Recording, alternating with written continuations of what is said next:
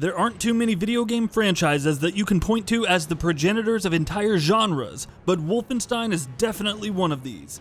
As the father of first-person shooters, there's a lot that this industry owes to Wolfenstein, which is why it's so heartening to see it alive and kicking even now, decades after its inception. MachineGames have proven to be more than up to the task of modernizing this legendary series, and soon, with Arkane Studios by their side, they'll be delivering Wolfenstein Youngblood, a non-numbered sequel to the new Colossus, which takes the series in new directions yet again. As we gear up for its launch, in this feature we'll be taking a look at the history of Wolfenstein and listing out some interesting facts about it that you might not know. To get started though, let's begin with something that's not all that uncommon knowledge. The series didn't start out as a shooter. Wolfenstein 3D is essentially the granddaddy of first-person shooters, but there were two more Wolf games before it that belonged to entirely different genres. The first of these, called Castle Wolfenstein, launched more than a decade before 3D in 1981, and it was a top-down stealth-based action-adventure title. The New Order wasn't the first reboot. Wolfenstein: The New Order didn't wipe the slate clean when it reimagined the series, but even though it did share narrative strands with the 2009 Raven Software developed game called simply Wolfenstein, it was essentially a reboot of the series, but it wasn't the first Wolfenstein sequel. The first was, of course, Wolf 3D, which brought the series into a new genre, and even introduced William B.J. Blazkowicz, who's been the series' main protagonist ever since. The second was Return to Castle Wolfenstein, the beloved 2001 shooter, with the third, of course, being The New Order. Wolf 3D was originally going to be a stealth game. Wolf 3D might have been the granddaddy of the first-person shooter genre, but it wasn't always going to be a first-person shooter. Interestingly enough, when the work first started on the game, id Software were originally thinking of remaking Castle Wolfenstein in 3D as a stealth game. Eventually, they decided to make something loud and cool instead, and the rest was history. BJ's red hair. The MachineGames developed Wolfenstein games have all featured a B.J. Blazkowicz with blonde hair, but as many of us remember, this isn't how we were introduced to him. His pixelated art in Wolf 3D showed a man with red hair. Interestingly enough though, as per id Software, this was only done because of the color palette limitations they were bound by. BJ's clothes. BJ's hair isn't the only part of his physical appearance, with some interesting facts related to it. In a prototype version of Wolfenstein 3D, BJ was wearing tan clothes. This, however, was changed to all gray clothes in the final version of the game. Hidden Morse code message.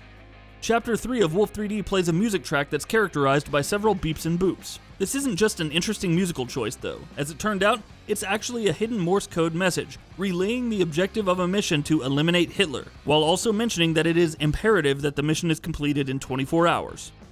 Cancelled contests. id Software held several contests for Wolfenstein 3D, but many of them actually ended up getting cancelled. One such contest tasked players with navigating a secret maze on the 8th floor of Chapter 2 of the game. However, many players were able to make things easier for themselves by using map editors, eventually leading to the contest getting cancelled by id. Wolf 3D's development. While the industry has moved to a place where AAA development now takes anywhere between 2 to 5 years, if not more, depending on how large the game is or how smooth the development process is, things weren't always this way. Back in the day, games were cobbled together incredibly quickly. That's true for Wolfenstein 3D, one of the most highly influential and fiercely beloved games ever made as well. id Software put together the entire title in just 3 months. Imagine that. In 3 months, they changed the entire industry. Bosses.